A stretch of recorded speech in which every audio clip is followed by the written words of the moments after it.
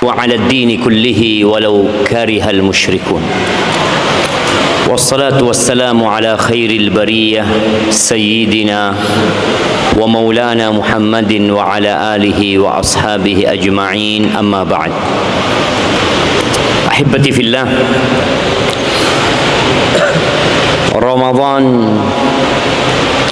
sudah dekat.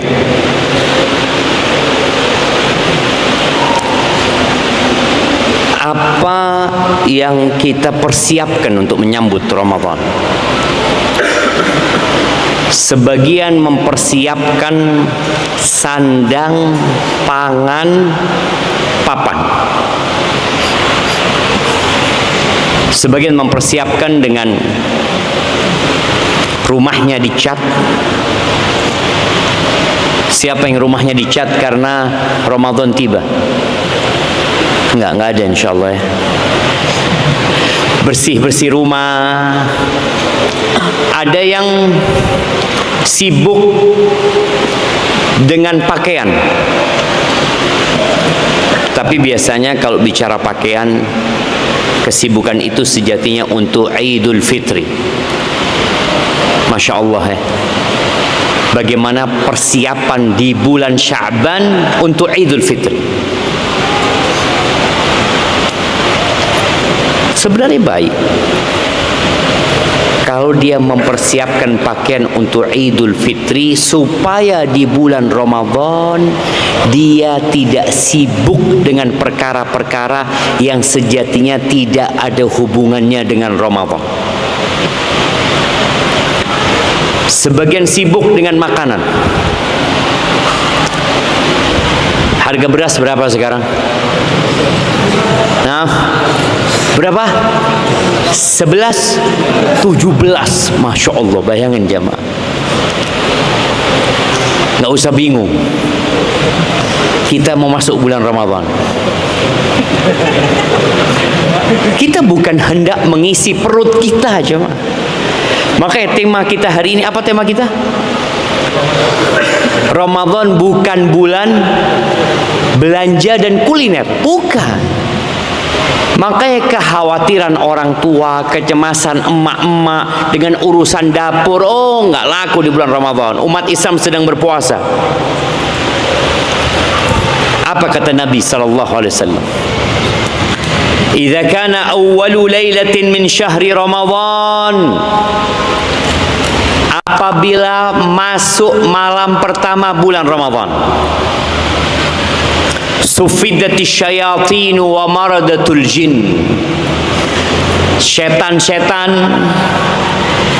dan dedengkot jin itu dibelenggu. Wa ghulliqat abwabun nar, pintu-pintu neraka ditutup. Falam yuftah min habab, enggak ada satupun pintu neraka yang dibuka. Berapa pintu neraka? 7. Pernah lihat tentu? Mudah-mudahan nggak kelihatan sama pintu neraka kita. Tapi jamaah, kita semua akan ditampakkan kepada kita neraka. Semuanya. Nah, antum akan mulai melihat neraka di kubur antum. Ketika seorang berhasil menjawab pertanyaan-pertanyaan mungkar dan nakir, akan dibukakan jendela atau pintu menuju ke neraka. Lalu dikatakan kepada dia, hadza maq'aduka minan nar. Ini loh tempat dudukmu di neraka. Kalau engkau nggak bisa jawab tadi. Karena dia bisa menjawab, maka dibukakan pintu surga buat dia. Dan semuanya akan melewati neraka. Kita akan melihat itu neraka, jemaah. Bagaimana Allah Azza wa Jalla menggambarkan tentang neraka kelak pada hari kiamat di surat Al-Fajr, waji'a yawma idzin bi jahannam yauma idzi yatadzakkarul insan wa anna lahu dzikra. Akan didatangkan kelak pada hari kiamat itu neraka, didatangkan. Jadi orang sedang di padang mahsyar, sibuk dengan hisab mereka, sibuk dengan mizan mereka, sibuk dengan kisos di antara mereka, tuntut menuntut di antara mereka. Tiba-tiba neraka didatangkan kepada mereka.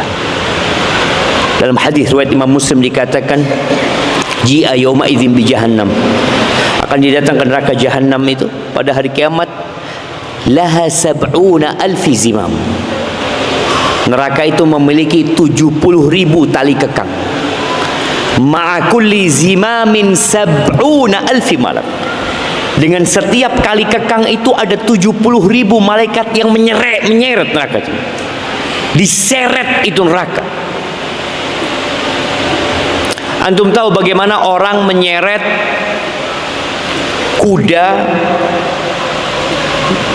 yang kalap atau kuda liar atau sapi yang liar, itu diseret sama orang dan orang itu digeret kadang-kala dengan binatang itu. Ini yang menyeret berapa berarti yang menyeret neraka Jannah? 4,9 juta miliar.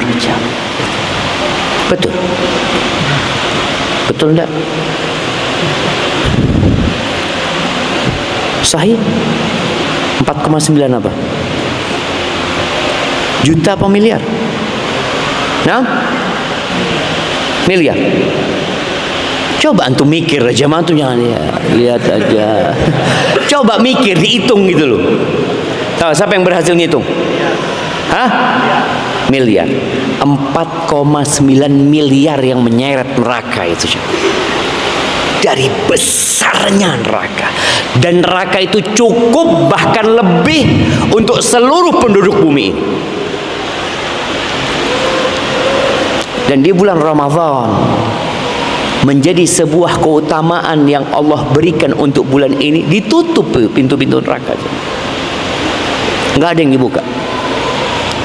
Wa futtihat abwabul jannah falam yughlaq minha ba. Pintu-pintu surga dibuka dan tidak ada satupun pintu surga yang ditutup. Berapa pintu surga? 8. Neraka 7, surga 8. Lalu kata Nabi SAW, yunadi munadin, dan ada yang menyeru, ada penyeru yang menyeru. Ini setiap malam ya. Seruan itu mengatakan apa? Ya baghiyal khair aqbil. Wahai orang yang ingin kebaikan, ayolah engkau. Ayo. Engkau katanya cinta kebaikan, engkau katanya ingin berubah, engkau katanya mau berbuat baik, engkau katanya nggak kepingin seperti yang dulu, engkau katanya udah capek sama dosa-dosamu. Ayo, dipanggil tuh, ya baghiyal khair aqbil, dipanggil jemaah. Sebagian ulama mengatakan panggilan itu di hati, mengatakan ayo. Sebagian lagi enggak, panggilan itu nyata. Kita mungkin tidak mendengar dengan telinga kita, tapi kita merasakan. Bagaimana umat Islam di berbagai penjuru dunia itu berubah di bulan Ramadan. Antum pun merasakan perubahan. Kita ngelihat ya, hari pertama Ramadan, malam pertama, masjid itu ramai loh. Orang yang biasanya mungkin nonton televisi, orang-orang yang mungkin gak pernah ke masjid selama hidupnya kecuali Jumatan, malam awal Ramadan datang ke masjid. Kita saksikan. Sampai kita lihat, loh, ono fulan. Artinya dari gak pernahnya ke masjid, itu kita lihat, loh, Masya Allah, ahlan wa sahlan. Loh, kok ada di sini antum? Ada yang manggil ana.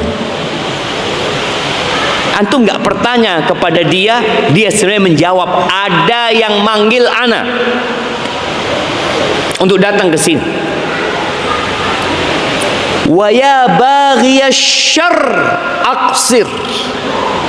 Panggilan ini untuk semua jenis manusia yang cinta kebaikan dan cinta keburukan. Sebagian kita itu ada yang suka dengan dosa. Ada orang yang terjebak dalam dosa kemudian bertobat, tapi ada orang yang suka dosa meneng dan tidak tobat. Itu juga dipanggil gitu, ya baghi syarr. Gimana sekarang ketika ada 2 miliar manusia, lalu seruan itu mengatakan ya baghiyal khair, wahai yang ingin kebaikan, karena ada orang-orang yang cinta kebaikan, wa ya baghiyasy syarr, wahai orang-orang yang cinta, yang suka dengan keburukan, yang cinta kebaikan, ayo, yang cinta keburukan berhenti kau berbuat dosa, tahan dirimu gitu. Masa 11 bulan kau berbuat dosa nggak cukup gitu?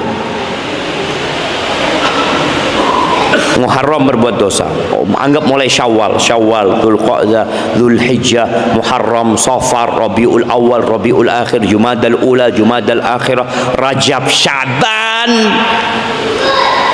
masuk Ramadan udah berhenti. Ini menunjukkan bahwasanya sampai bulan Ramadan ada orang yang ingin berbuat jahat, ada yang suka dengan keburukan, ada. Maka dipanggil ya baghi syarr aksir, berhentilah engkau. Jamaah, kelezatan berbuat dosa, kenyamanan berbuat, bukan nyaman, lezat lah. Berbuat dosa itu ada kelezatannya. Jadi ada hormon di dalam tubuh manusia ini, ketika dia berbuat dosa itu jadi enak, jemaah. Tapi sebentar. Kesenangan itu hanya sementara. Yang ada kemudian beban. Beban apa? Kebahagiaan hilang dari diri dia. Makanya orang berbuat dosa itu selalu sembunyi-sembunyi. Artinya selama orang itu waras, kalau berbuat dosa sembunyi-sembunyi. Tapi kalau berbuat ketaatan, Masya Allah, soft pertama, Assalamualaikum jamaah, ahlan, oh Masya Allah, soft pertama. Kalau berbuat ketaatan dia ingin dilihat orang. Tapi kalau berbuat dosa ada yang ingin dilihat orang. Ya Allah, jangan sampai kita ingin menghilangkan jejak dosa kita, dan kita ingin menampakkan jejak kebaikan kita. Itu tabiat manusia. Tapi subhanallah, menampakkan kebaikan dalam rangka dipuji dan disanjung tercela. Nggak ada gunanya engkau beramal. Menyembunyikan dosa ada hikmahnya. Karena semua orang itu diampuni kecuali yang berbuat dosa terang-terangan, kata Nabi SAW. Kullu ummati mu'afan illal mujahirin. Semua umatku diampuni. Ada kesempatan untuk diampuni, ada, kecuali yang berbuat dosa terang-terangan. Lalu kata Nabi SAW, walillahi utaqa minan nar wa dzalika kullu lailah. Dan Allah Azza wa Jalla menjadikan Ramadan ini momentum untuk menghapuskan nama orang dari neraka. Nama kita ada di neraka, nama kita ada di surga. Tadi disebutkan bahwasanya semua orang punya tempat di surga, punya tempat di neraka. Di bulan Ramadan ada orang-orang yang divonis bebas dari api neraka setiap malam, dan kita nggak tahu loh, kita berada di mana sebenarnya. Tugas kita adalah memohon kepada Allah Azza wa Jalla. Ahibati fillah, Ramadan bulan puasa. Apa artinya puasa? Nah, siapa yang mau jawab? Artinya asyam itu apa? Antum?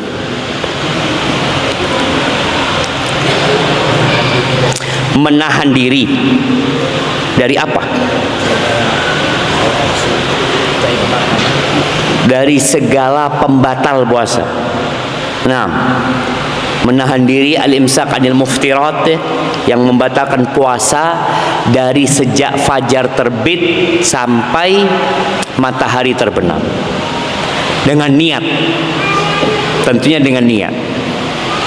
Rasul sallallahu alaihi wasallam mengatakan, man shoma ramadhana imanan wahtisaban ghufira lahu ma taqaddama min dzambi. Barang siapa yang berpuasa di bulan Ramadan karena beriman dan berharap pahala, ini menunjukkan orang ini berpuasa dengan niat. Ada tujuan dia puasa. Dia punya niat sebagai orang beriman. Allah panggil, ya ayyuhalladzina amanu kutiba alaikumusiyam. Oh, aku termasuk orang beriman, aku termasuk ini dipanggil untuk puasa, maka dia puasa. Dan aku berharap pahala. Wallah, pahala puasa sunnah saja jemaah. Kata Nabi sallallahu alaihi wasallam, man shama yauman fi sabilillah. Barang siapa yang puasa satu hari di jalan Allah azza wajalla, akan dijauhkan wajahnya dari api neraka itu 70 tahun.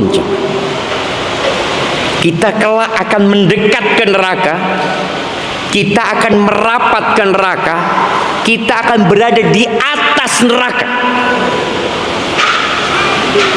Ketika orang melewati sirat yang berada di atas neraka jahanam, ada 3 jenis manusia yang melewati sirat. Kalau orang kafir sudah berjatuhan ke dalam neraka, ini orang-orang beriman lewat sirat. Tapi kelak pada hari kiamat itu semua tergantung amalannya, biqadri amali. Ini yang perlu kita fahami bersama jemaah. Kita beramal di dunia ini tidak oleh apa-apa. Nanti antum lihat di bulan Ramadan, yang terawih baca 1 juz sama yang terawih baca 1/10 juz. Iya, 1/10 juz itu 1 halaman bolak-balik, ya kan? 1/10. Ini baca 1 juz, ini baca 1/10 juz. Bedanya apa? Bedanya nggak ada. Yang 1 juz capek, lelah. Yang 10 juz ya mungkin lebih ringan. Tapi dari sisi manfaat duniawi antum dapat apa? Oh, yang 10 juz berkatannya lebih banyak Ustaz. Nggak ada. Nggak ada. Kita rasakan itu, nggak ada. Orang yang baca Quran nanti di bulan Ramadan, suami istri umpamanya, suaminya tanya sama istrinya, "Dek, sudah sampai surat apa?" Ini tanggal 3 Ramadan. Sampai surat Al-Fatihah. Loh, sing kenal lah. Iya, ini yang kedua, putaran kedua. Oh, Masya Allah. Antum jangan ketawa. Istri ngomong ini Al-Fatihah putaran kedua ini mas. Sampai surat apa? Ya Allah, anak sampai juz ketiga. Tuh, istrinya sudah 30 juz, suaminya 3 juz. Apa bedanya? Beda ono. Apa kemudian karena istrinya sudah 30 juz dompetnya lebih banyak isinya? Tidak. Tidak cuma. Maka di sini kita harus meyakini, dan itu seorang muslim ya. Makanya di antara rukun iman itu adalah antu'mina bil yaumil akhir. Engkau beriman dengan hari akhir. Semua yang kita amalkan, semua yang kita kerjakan, Ramadan ini datang itu spesial buat orang yang cari hari akhir. Tapi kalau orang mencari dunia, dia akan terbebani. Perang saja di masa Nabi SAW, Allah mengatakan, minkum man yuridu. Kalian ada yang cari dunia. Itu sahabat Nabi SAW. Ikut perang bersama Nabi SAW. Allah katakan, minkum man yuridu dunia. Wa minkum man yuridul akhir. Makanya momentum Ramadan ini sangat spesial buat orang yang cari akhirat. Gimana nggak spesial jemaah? Ada satu malam yang lebih baik dari 1000 bulan di bulan Ramadan ini. Baik. Tempat yang paling dibenci Allah itu apa? pasar. Kira-kira di bulan Ramadan pasar lebih rame apa lebih sepi? Banyak pasar dadaan. Iya, artinya jumlah pasar itu bertambah di bulan Ramadan. Yang buka takjil ya, ini mobil-mobil, motor, bentor, apa aja semua. Padahal kata Nabi SAW, abghadul biqa'i ilallahi aswaquha. Tempat di muka bumi ini yang paling dibenci sama Allah itu pasar. Dan ada nasihat, jangan jadi engkau orang yang pertama masuk pasar, yang terakhir keluar dari pasar. Dan tempat yang paling dicintai Allah itu adalah masajiduha, masjid-masjidnya. Maka kita harus sadar sekarang. Kalau mungkin sepanjang tahun antum sibuk dengan pasar, sibuk dengan belanja, sibuk dengan perut yang di bawah perut, sekarang udah dikurangin tuh kesibukan itu. Ya baghiyal khair, yang ingin kebaikan, ayo ini waktunya gitu. Bicara makan. Orang ke pasar beli makan, beli pakaian. Itu kebanyakan yang dilakukan manusia. Disyariatkan puasa la'allakum tattaqun, agar kalian bertakwa kepada Allah Azza wa Jalla. Dan kita tahu puasa ini mengkosongkan perut. Di antara tombol hati yang membuat orang hidup lebih berarti adalah mengkosongkan perut.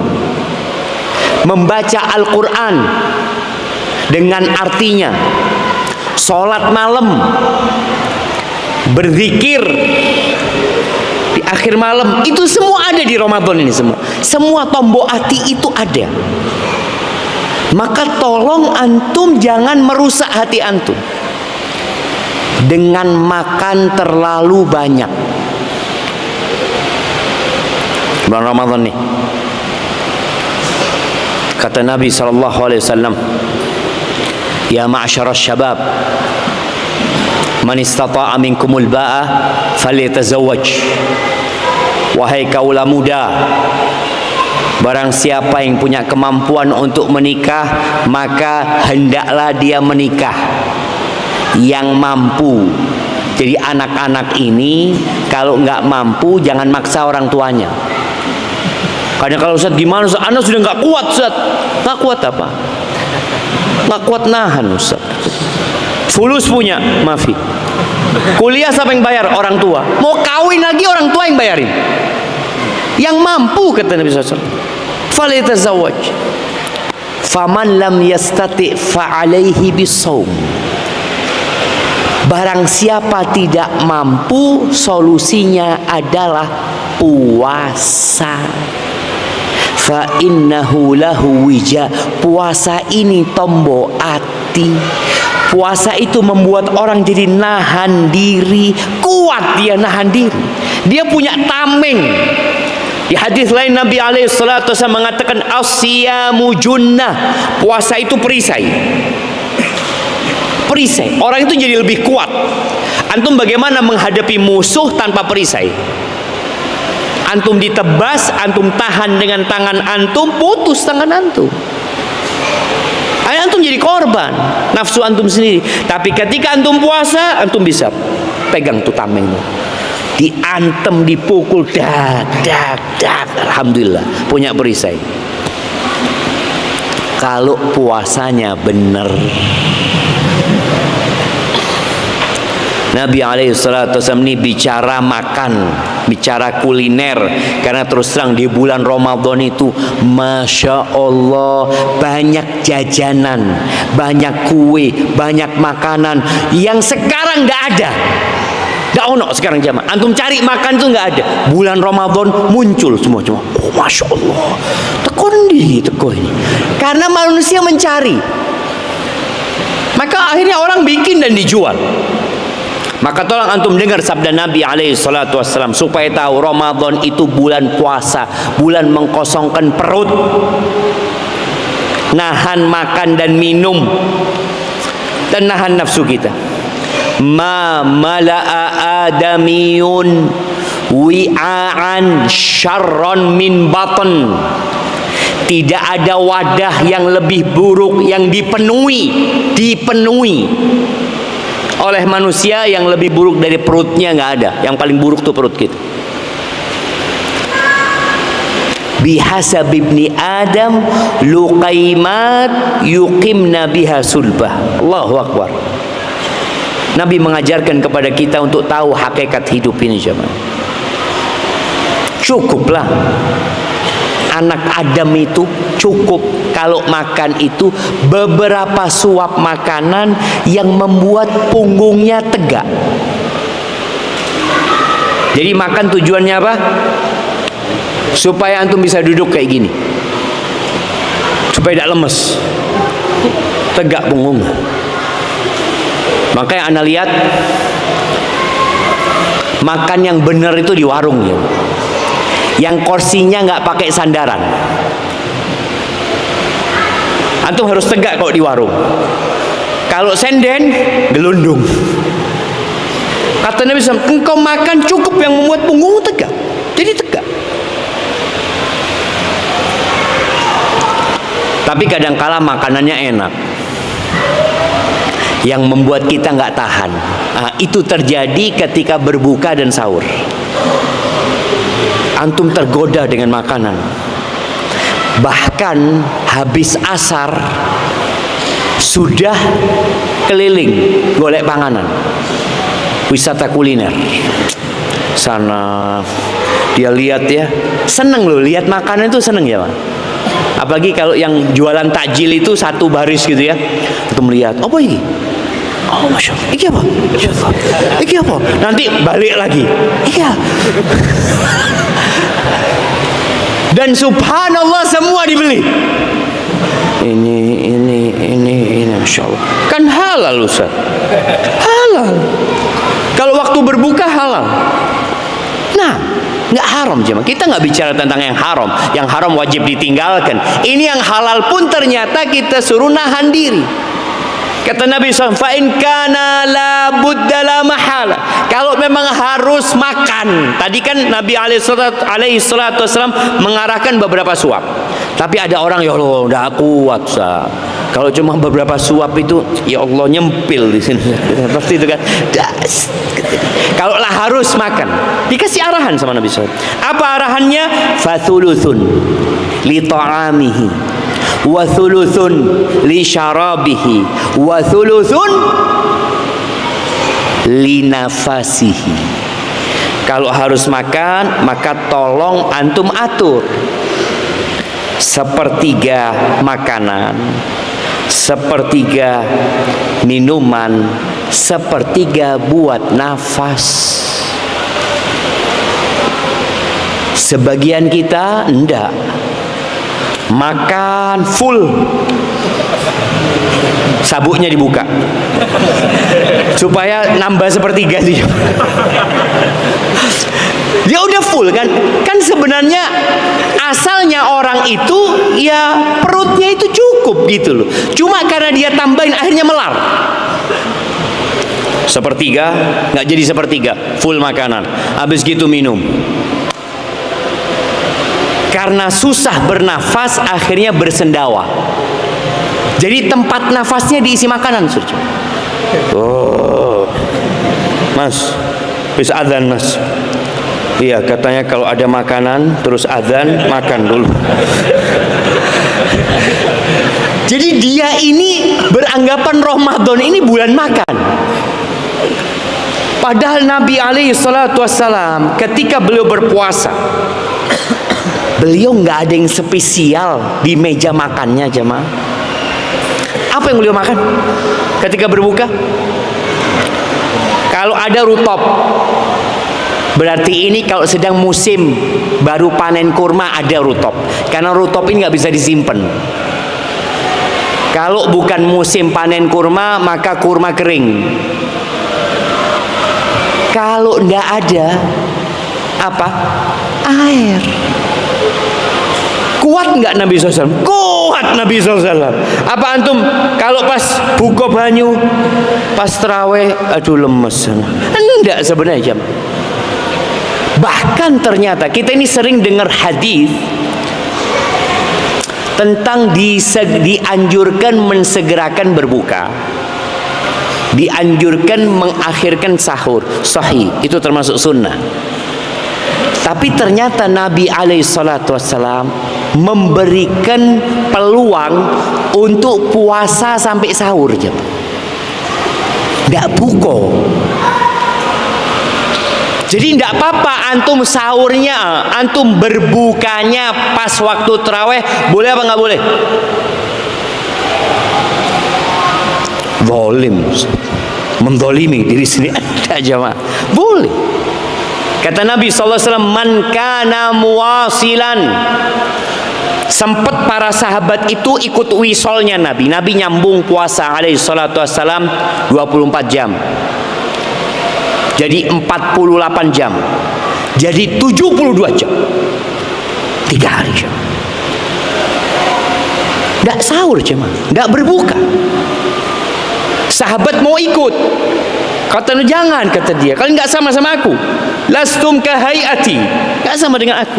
Fa inni abitu yut'imuni rabbi wa yaskin. Aku tuh di malam hari dalam kondisi beliau beribadah mendekatkan diri kepada Allah, beliau mendapatkan makanan dan minuman dari Allah Azza wa Jalla. Bukan makan minum ini jamaah. Ibadah yang beliau nikmatin, kelezatannya itu membuat lupa dari makan dan minum. Nggak perlu. Akhirnya Nabi SAW membuka peluang buat para sahabatnya yang ingin nyambung puasanya, falyuwasil ilas sahar, silahkan wisol sampai waktu sahur. Jadi antum tidak usah berbuka. Berbukanya kapan? Sahur. Sebagian nggak pernah dengar hadis ini. Yang dia dengar segerakan berbuka. Sampai urusan azan, dia nyari masjid yang paling cepat azannya. Mana ya? Masjid mau tinggal di Robbani ini. Iki telat Robbani ini. Jadi antum itu berbuka itu bukan dengan azan. Berbuka itu dengan tenggelamnya matahari. Makanya di beberapa masjid itu ada yang telat ya, Mang. Anda pernah tinggal di satu daerah, kita nunggu adzan jemaah. Kok enggak adzan-adzan? Ternyata tukang adzannya buka disik. Karena dia tahu ini orang-orang nggak harus nunggu adzan. Dia masuk waktu sudah dia makan, minum, masya Allah. Dapat 5 menit baru adzan dia. Nggak harus yang dia omong ngenteni. Nah itu terjadi, tapi nggak apa-apa. Artinya antum itu baru boleh berbuka ketika memastikan sudah tenggelam matahari, sudah dipastikan tenggelam baru boleh berbuka. Tapi ketika ragu antum katakan koyoke masjid ini jamnya salah. Iya, ada orang, anak pernah pada waktu itu sholat di masjid rumah sakit. Ternyata memang jamnya itu cepat. Sehingga karena melihat jam, dia melihat jam mencocokkan dengan jadwal sholat yang di masjid kan ada, yang jadwal sholat setahun itu kan. Dia ngelihat jamnya, wis masuk waktunya langsung buka. Padahal jamnya salah. Maka tolong harus dipastikan. Lebih baik antum telat sedikit, tidak apa-apa. Kalau berbuka itu 5 menit setelah adzan, 15 menit setelah adzan, itu masih masuk kategori segera. Tapi lihat, yang dimakan Nabi SAW apa? Apakah beliau mengkhususkan menu? Karena kita Ramadan, menunya harus lain. Tidak, biasa aja. Sahur pun sama. Karena memang Ramadan ini bukan bulan kuliner.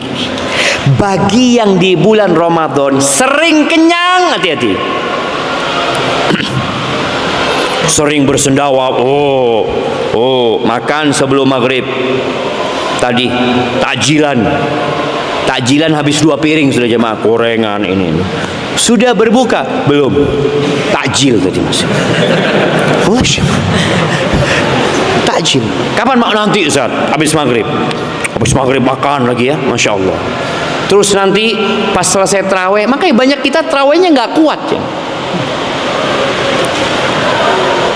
Nabi SAW pernah melihat seorang sahabat bersendawa, lagi kumpul sama Nabi, dia mengeluarkan nafas dari perutnya itu ya. Apa kata Nabi SAW? Kuffa anna jusha, tahan sendawamu dari kami, gitu. Fa inna atwalan nasi ju'an fil akhirah aktsaruhum shib'an fid dunya. Orang yang paling panjang kelaparannya nanti pada hari kiamat adalah orang yang paling sering kenyang di dunia. Maka tolong jangan antum kemudian berpikir Ramadan jadi wisata kuliner. Enggak. Bukan dilarang makan lo, enggak. Tapi tadi antum ambil aturan ini. Cukup untuk menegakkan punggung. Dan Nabi SAW, apakah tatkala beliau sering berpuasa kemudian beliau jadi lemas beribadah? Tidak. Yang membuat orang kuat beribadah itu bukan fisiknya, tapi hatinya. Syama,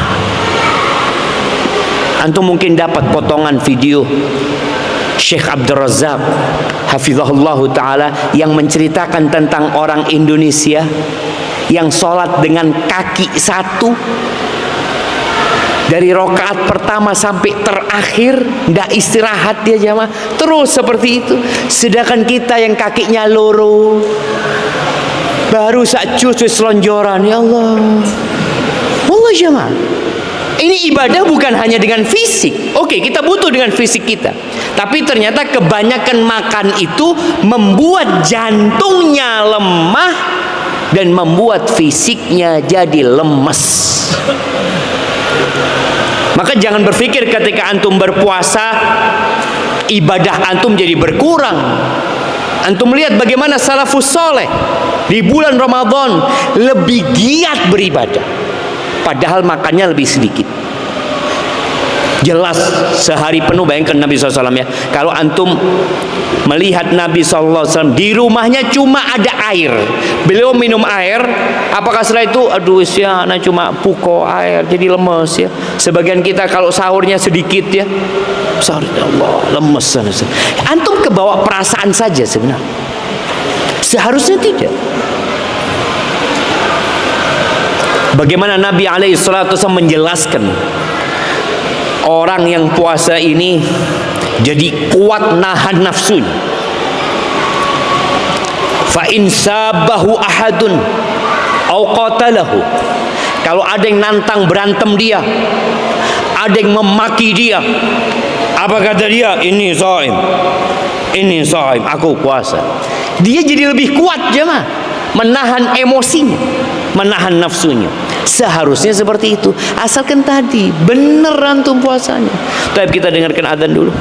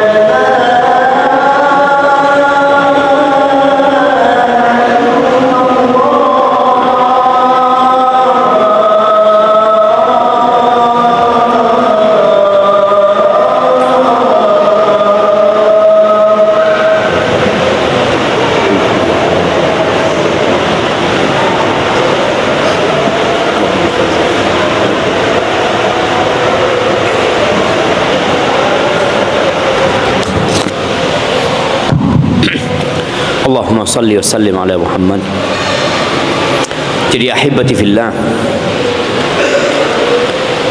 yang membuat para sahabat Nabi, para salafus saleh, di bulan Ramadan mereka semakin kuat beribadah, bukan karena makannya semakin banyak, bukan. Dan antum coba rasakan, ketika antum makan seadanya, akan semakin lembut hati antum. Baca Quran semakin menikmati, salat malam semakin kuat. Utsman bin Affan itu dari panjangnya salat malam dia, disebutkan oleh sebagian ulama itu dia pernah menghatamkan Al-Quran 1 rakaat. Siapa kok bisa kuat coba? Oh, mungkin dia tiap pagi nge-gym. Enggak. Oh, mungkin dia makan madu, makan apa? STMJ. Antum lihat, apakah orang yang minum STMJ itu kemudian bisa sholat malam lebih kuat? Kalau memang bisa, nggak apa-apa. Alhamdulillah Ustaz, anak kalau mau sholat malam itu minum STMJ dulu Ustaz. Kuat 3 jam sholat malam. Wallahu a'lam. Tapi yang jelas ingat, bulan puasa ini bulan mengurangi makan, bukan bulan untuk kuliner. Bulan Ramadan ini bulan untuk banyak bersedekah, bukan bulan untuk belanja. Makanya ada 2 yang antum perlu perhatikan di bulan Ramadan ini, hablum minallah dan hablum minannas. Jangan dipikir bulan Ramadan ini udah anak fokus sama Allah Azza wa Jalla. Rasul sallallahu alaihi wasallam kana ajwadan nas. Beliau itu orang yang paling dermawan, Nabi SAW. Wa kana ajwad ma yakun fi Ramadan. Puncak dari kedermawanan beliau itu di bulan Ramadan. Kenapa itu bisa terjadi? Inilah, ibadah itu melahirkan ibadah lainnya. Hina yalqahu Jibril, ketika Nabi berjumpa dengan Jibril, beliau tadarus menyetorkan hafalannya kepada Jibril alaihi salam setiap malam. Itu berdampak hati Nabi SAW semakin baik. Beliau sudah baik, beliau sudah paling dermawan. Tapi kalau bulan Ramadan, beliau seperti angin yang ditiupkan jam, semua kena. Apa yang beliau miliki, beliau berikan. Ana akan bacakan ucapan Ibnul Qayyim rahimahullahu ta'ala ketika mensifati baiknya Nabi sama orang lain. Kana sallallahu alaihi wasallam a'zaman nasi sadaqatan bima malakat yaduh.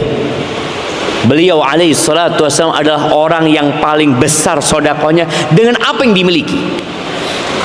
Mungkin secara jumlah lebih banyak Utsman, Abdurrahman bin Auf, karena mereka mungkin hartanya lebih banyak.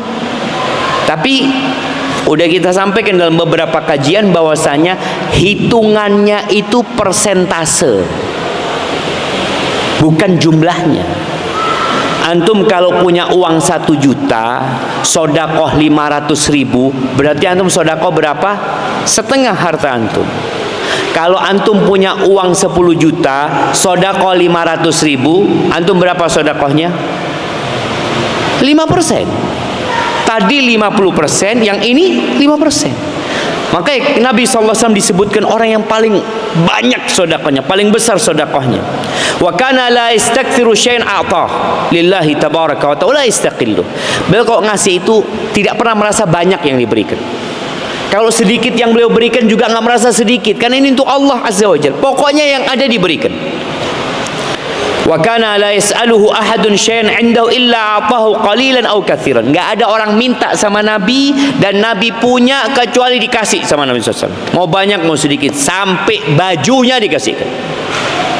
Sallallahu alaihi wasallam. Beliau berbagi kepada orang yang tidak takut kefakiran. Wa kana al-'ata' was-sadaqah ahabba syai'in ilai. Nabi cinta banget sama sedekah.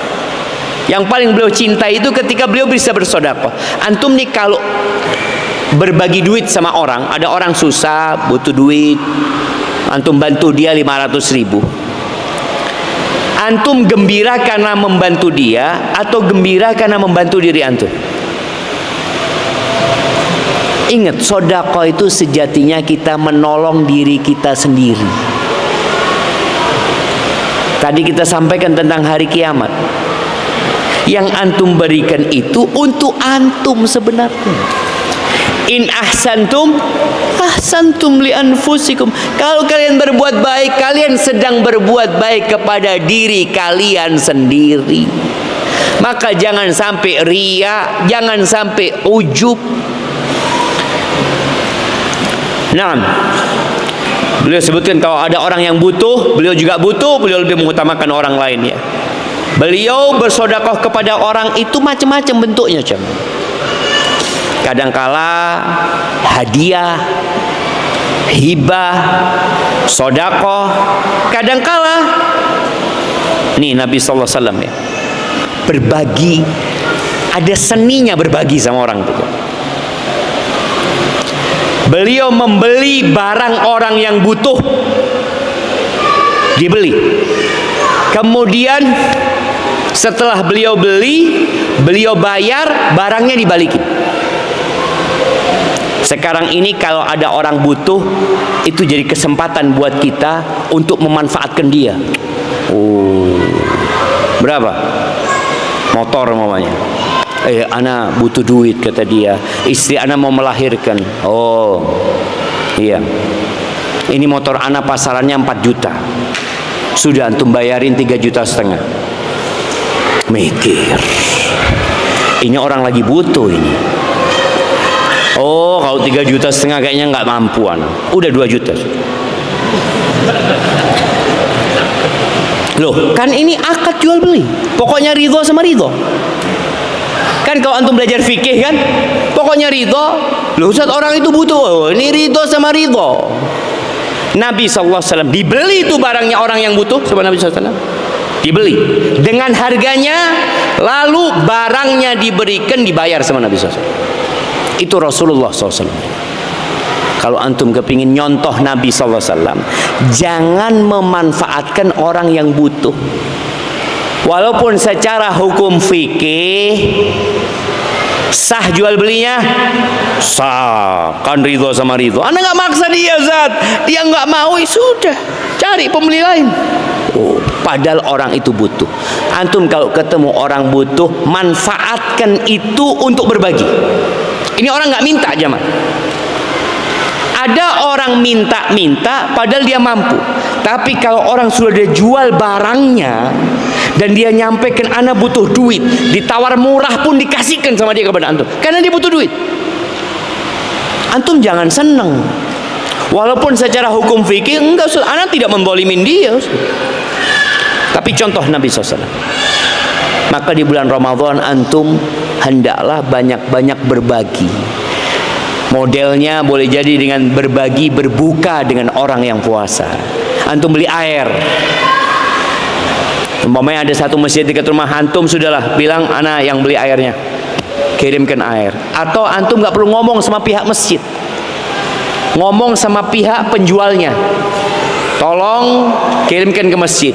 Kalau tanya siapa yang ngirimkan, ya adalah donatur yang kirim. Aman. Tapi kalau antum yang ngirim air dari antum, orang-orang, Bapak ini air dari Pak, nah, ana yang beli, insyaallah. Itu kan jadinya kadang-kadang berat, makanya tolong disembunyikan. Ada amalan yang bisa disembunyikan, sembunyikan. Di bulan Ramadan banyak amalan yang bisa disembunyikan, antum sembunyikan. Barakallahu fiik, itu yang bisa kita kaji pada kesempatan kali ini. Yang jelas, apa saja amal kebajikan yang antum bisa kerjakan, dan motornya adalah nahan perut. Ingat, tahan perut antum, hal-hal yang mubah dikurangin, sehingga insya Allah antum akan lebih kuat menjalani ibadah Ramadan ini. Apakah batal puasa seorang yang maninya keluar dikarenakan mimpi basah? Enggak. Kalau bukan disengaja, maka puasanya tetap sah. Bagaimana kalau berdoa mimpi basah? Nah, jemaah. Iya, pokoknya nggak ada pemaksaan dari dia. Artinya tidak dikeluarkan dengan paksa. Ingat, puasa itu menahan dari makan, minum, dan syahwat. Maka tolong jamaah, hormatin bulan Ramadan. Seorang yang membatalkan puasanya tanpa sebab dengan makan dan minum, itu kelak akan diazab pada hari kiamat. Seorang yang membatalkan puasanya dengan menghubungi istrinya yang halal, itu di dunia sudah dikasih hukuman. Hukumannya membebaskan budak atau berpuasa 2 bulan berturut-turut. Bayangin ya, 1 hari nggak puasa gantinya 2 bulan berturut-turut. Sama istrinya yang halal. Gimana kalau dia berzina di bulan Ramadan? Na'udzubillah min dzalik. Kalau nggak bisa baru memberi makan 60 orang miskin. Afwan Ustaz, izin bertanya, bagaimana menasehati orang tua yang masih merokok agar kita tidak terkesan mengajari atau kurang ajar? Lebih-lebih ini mau memasuki bulan Ramadan, mohon arahannya Ustaz. Nah, ahibati fillah, bicara rokok ini mungkin kita akan mendengar atau telah mendengar adanya khilaf di antara para ulama tentang hukum rokok. Oh, kan ada yang memakruhkan Ustaz, ada yang mengharamkan. Jadi sebenarnya dua-duanya melarang. Yang satu larangan sampai tingkatan haram, yang kedua nggak sampai tingkatan haram. Seharusnya dua-duanya ditinggalkan. Tapi kadangkala orang tua sudah terbiasa dengan rokoknya sejak kecil, sehingga dia merasa berat untuk meninggalkan. Antum sampaikan kepada orang tua, ayah pernah nggak berdoa minta kepada Allah agar dibantu berhenti merokok? Karena innamal a'malu binniyat. Ada orang tahu dia ngerokok, saya ngerokok, ana tahu salah. Dan rokok ini salah. Makanya kita lihat ada orang tua yang berbagi rokok sama anak-anaknya. Anaknya mau berangkat sekolah SD, TK, anak bismillah nak. Ya nanti bismillah bapak nih masya Allah. Nanti coba waktu istirahat nggak apa-apa lah. Ada orang yang melakukan itu? Nggak ada. Tahu salah ini enggak nak, jangan. Oh enggak, rokok ini untuk yang umur 17 tahun ke atas. Ada jemaah, mereka berpikir rokok itu untuk yang 17 atau 18 tahun ke atas sebenarnya. Enggak, mereka tahu ini enggak benar sebenarnya. Sesuatu yang seharusnya ditinggalkan. Maka paling tidak antum memohon kepada orang tua, ayah ini kesempatan Ramadan ayah. Apa ayah nggak kepingin apa berhenti ngerokok ayah? Sedangkan orang-orang barat saja mereka sudah mulai mempersempit ruang gerak perokok. Bayangin nih, di pesawat itu ada yang 9 jam nggak boleh ngerokok orang, tapi ditaatin sama dia. Kena aturan. Di kereta sekarang nggak boleh ngerokok. Ketahuan ngerokok di kereta, diturunkan langsung. Ketahuan ngerokok di pesawat,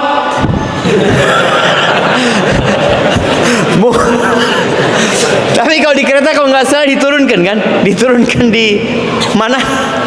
Stasiun terdekat. Kalau pesawat mungkin diturunkan di awan terdekat, ya dibukakan nantinya. Artinya mereka tahu rokok ini nggak baik.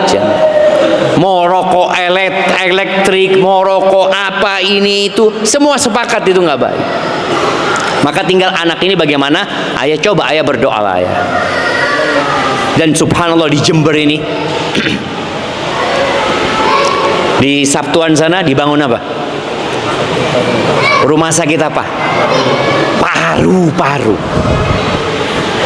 Apa penyebab terbanyak orang terkena penyakit paru-paru? Rokok. Sampai di Subandi dulu ada bagian khusus untuk mereka yang terkena rokok. Akhirnya pabrik-pabrik rokok ini mengeluarkan duit untuk menyumbang ngobatin orang yang sakit. Karena dia tahu dia menjadi penyebabnya, jemaah. Bismillah. Ahsanallahu ilaikum Ustaz.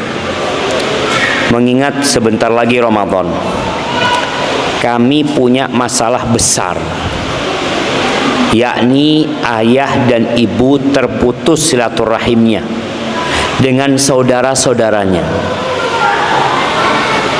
tidak saling mengunjungi, bahkan sekedar menghubungi, kecuali cuma satu. Kami takut amalan kami tak terhitung dan dosa besar terus mengalir meski ayah dan ibu adalah pihak yang disakiti. Adalah menghubungi lewat telepon, meski terus kita nih hidup ini sebagai bekal menuju ke akhirat. Ada orang yang sudah ditetapkan baginya derajat yang tinggi di surga. Lam yablughu bi'amil. Amalan dia nggak cukup amalan dia untuk mencapai tempat itu. Apa yang Allah lakukan sudah Allah tulis. Dia berada, amalan dia nggak cukup. Allah kasih bala buat dia. Bala itu di dirinya, di keluarga. Allah kasih bala. Jadi boleh jadi orang yang menyakitin kita, orang pada kapas seputih salju. Loh, ini masalah. Sallallahu alaihi wasallam disakiti, dibunuh pamannya ketika beliau berdakwah di kota Mekah, dicaci, dimaki. Datang penduduk Mekah ke kota Madinah untuk membumi hanguskan kota Madinah ketika perang Khandaq. Akhirnya Allah berikan kemenangan kepada Nabi SAW. Orang kalau menang itu ingin apa? Ingin melampiaskan emosinya. Iki wong ya. Kumpul tuh penduduk Mekah. Kumpul tuh ada Abu Sufyan, ada pemuka-pemuka Quraisy yang mereka turut serta memerangi Islam dan memerangi kaum muslimin. Kata Nabi sallallahu alaihi wasallam, "Idhabu fa antum tulaqa." Kalian pergi semuanya, kalian bebas. Enggak ada yang ditawan dari mereka. Bebas kalian. Kita kalau nyimpan sakit hati yang ada penderitaan, antum yang menderita. Ada seorang guru memberikan kepada anak didiknya, murid-murid SD mungkin ya, dikasih mereka satu kresek isinya kentang. Sudah bawa, pokoknya tiap hari berangkat sekolah, pulang sekolah bawa, suruh bawa terus tuh, bawa dia berhari-hari. Ada yang busuk jemaah, ada yang sudah dibuang, ada yang masih dibawa. Ditanya, kenapa, mana kentangmu yang biasa kau bawa? Udah rusak, kata dia, busuk, nggak enak, kata dia, aku buang sudah, kata dia. Ada yang masih dibawa jemaah. Permisalannya seperti itu. Ada orang yang menyimpan sakit hati, kemudian yang menderita dia sendiri. Seharusnya dia lepas sakit hati itu. Selesai. Apa kata Allah Azza wa Jalla? Wala tastawil hasanatu walas sayyi'ah. Kebaikan dan keburukan gak sama. Jelas. Kalau dikata, oh dia yang nyakiti, iya, engkau berbuat baik, dia yang nyakiti. Terus apa sikapmu? Idfa billati hiya ahsan. balaslah keburukan itu dengan yang lebih baik. Fa idzal ladzi bainaka wa bainahu adawatun ka'annahu waliyyun hamim. Permusuhan yang terjadi antara engkau sama dia itu bisa berubah menjadi persahabatan, pertemanan yang hangat. Apalagi ini saudara. Ketika ada seorang sahabat mengatakan, "Ya Rasulullah, aku tuh punya kerabat. Aku berbuat baik kepada mereka, mereka berbuat buruk kepada aku. Aku menyambung mereka, mereka memutuskan ya Rasulullah." Apa kata Nabi SAW? Fa in kunta kama qulta. Kalau pernyataanmu benar. Karena ada orang yang ngaku-ngaku kayak gitu. Kalau benar yang kau katakan, maka seakan-akan engkau memberikan bara api kepada mereka. Dan tetap akan ada malaikat yang melindungi dan menjaga. Maka terus ya mah. Engkau kalau menyambung rahim, rizkinya diluaskan, umurnya dipanjangkan, orang itu memutuskan terserah. Engkau berbuat bukan karena manusia. Ketika kita berbuat dikarenakan manusia, yang ada loro hati. Manusia ini sama Tuhannya nggak bersyukur. Kok sama engkau? Apa yang kau berikan sama dia? Maka kita harus paham, kita ini bergaul sama manusia yang kata Allah, wa qalilun min ibadiyas syakur. Sedikit hambaku yang pandai bersyukur, sedikit. Dan antum juga harus tahu diri, antum punya banyak dosa.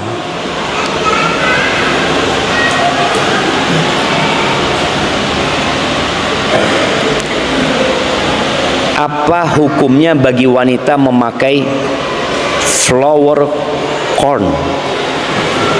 Apa itu? Mahkota yang biasanya dipakai waktu nikah, di saat pernikahan. Kita tahu wanita ini ketika bersama para wanita, dia bebas pakai baju apa aja, dia berhias seperti apa silahkan, selama tidak ada unsur menyerupai orang-orang kafir. Anda nggak tahu apakah yang seperti itu ada unsur menyerupai mereka, atau itu ya perhiasan buat wanita seperti bandu ya. Dari dulu anak kecil pakai bandu, cuma ini bandunya dari bunga umpamanya ya. Wallahu a'lam bishawab.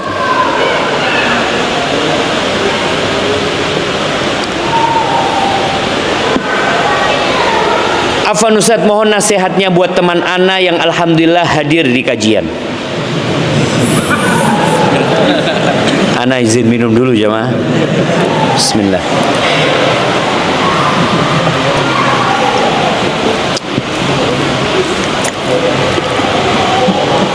Alhamdulillah. Beliau sudah menikah dan alhamdulillah sudah punya anak. Namun akhir-akhir ini beliau kurang komunikasi dengan istri. Mohon nasihatnya, adab suami kepada istri dan adab istri kepada suami. Barakallahu fikum. Ahibati fillah, para suami, ketika istrimu punya anak, mungkin ada banyak perubahan sikap di diri dia.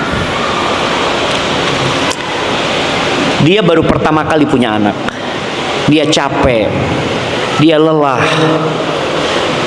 Mungkin sang suami juga ingin dilayani oleh istrinya, tapi istri kecapean.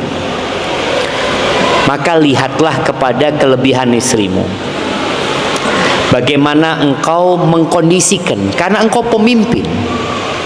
Pemimpin itu ketika melihat anak buahnya lemah, nggak mampu ngangkat sesuatu, apakah dimarahin atau dibantu? Jamaah, dibantu. Karena dia nggak mampu, bukan nggak mau gitu loh. Tapi kalau nggak mau dikasih arahan. Maka suami ketika istrinya sudah punya anak, maka engkau lihat kesibukan istrimu, ada anaknya sekarang. Iya Ustaz, tapi suami itu bayi besar. Ini istrinya cuma sibuk dengan bayi kecilnya, kita yang besar ini nggak diurusin. Maka maklumin, sambil terus bagaimana istri diajarin. Tapi biasanya istri itu kalau dikasih tahu sama suami nggak percaya. Tutu ustad bawa. Ya, jadi suami istri kadang-kadang nggak mau aja mas. Sampai ada punya Punya teman dia mengatakan, tolong istri anak kasih tahu. Anak udah kasih tahu, kasih penjelasan. Jawab dia apa? Awakmu dudu ustad. Oh iya, siap. Ini ustadznya. Ngomong sama ustadznya gitu. Betul, kadang-kadang seperti itu. Maka seorang suami ketika memberikan nasihat kepada istrinya, duduklah yang baik sama istrinya, pijetin istrinya. Wallahi capek ya. Punya anak itu capek. Suami ini capek bekerja, ya. Tapi istri itu kalau sudah punya anak kerjanya berapa jam? 24 jam. Makanya malam hari ya, kadangkala istri ini sudah tepar ya, sudah buka mulutnya, anaknya di sebelahnya nangis, tidak bangun ini jamaah karena kecapean.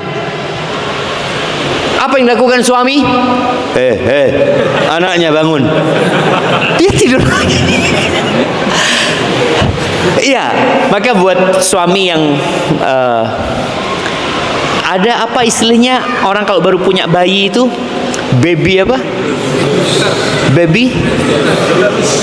Baby blues. Ya kayak gitu. Maka suami harus paham. Dia paham dengan seperti itu, tapi juga istri harus paham juga. Ini jamaah bedanya generasi sekarang dengan generasi masa lalu. Generasi kita itu generasi strawberry. Baru kena cobaan dikit langsung melempem. Generasi dulu, subhanallah, lahir anaknya langsung digendong, langsung masak. Sekarang jangan bergerak dari kasur, diam di kasur. Enggak, sebenarnya tidak apa-apa gitu jemaah. Cuma ya tetap harus jaga-jaga. Sang suami ya berusaha untuk membantu istrinya.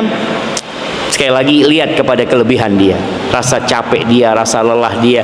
Dia ngandung anak antum 9 bulan, dia melahirkan anak antum, mempertaruhkan nyawanya, dan sekarang dia harus nyusuin yang kadang-kala itu melelahkan dia jemaah. Barakallahu fikum.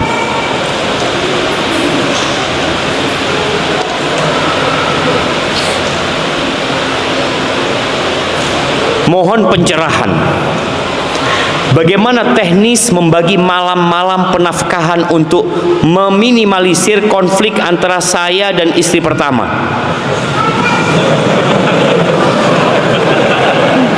Ini pertanyaan berkelas ini. Kayaknya bukan kelasnya antum ini ya,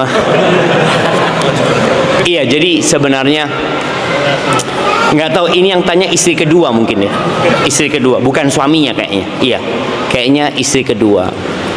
Istri kedua ini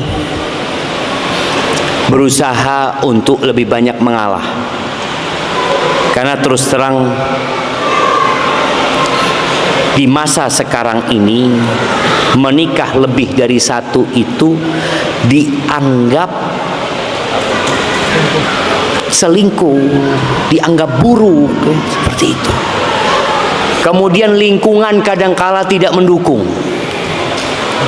Jadi boleh jadi istri pertama itu ditekan supaya gugat cerai, ini itu macam-macam. Jadi istri kedua berusaha untuk lebih banyak mengalah. Kalau hakmu tidak di, dan kita tahu bagaimana Saudah radhiyallahu ta'ala, dia itu menghadiahkan malamnya buat Aisyah. Udah, menghindari konflik dengan cara mengikhlaskan. Umpamanya saya udahlah terserah bang, yang penting umpamanya istri pertama ridho, umpamanya adil Ustaz, ini itu engkau maklumin dia.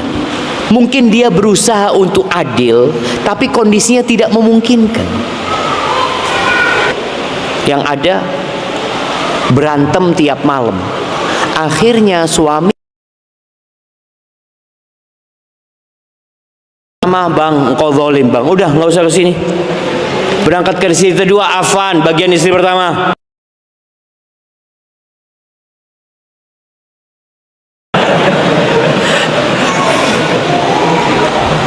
Subuh, ya berhenti makan minum. Kalau memang azan subuh itu benar-benar sudah masuk, ada azan yang lebih awal ternyata, maka ketika memang antum sudah tahu itu sudah masuk waktu subuh, ya sudah selesai jemaah. Berhenti, jangan terus makan. Barakallahu fiik, itu yang bisa kita sampaikan kesempatan kali ini. Insyaallah kita akan berjumpa lagi, kajian tidak lagi ba'dal maghrib, tapi insyaallah sebelum berbuka puasa. Dan insyaallah di Masjid Abdillah ini membuka peluang ya bagi orang-orang yang ingin berpuasa di sini, silahkan. Bagi orang-orang yang juga ingin menaruh berbuka di sini, dipersilahkan.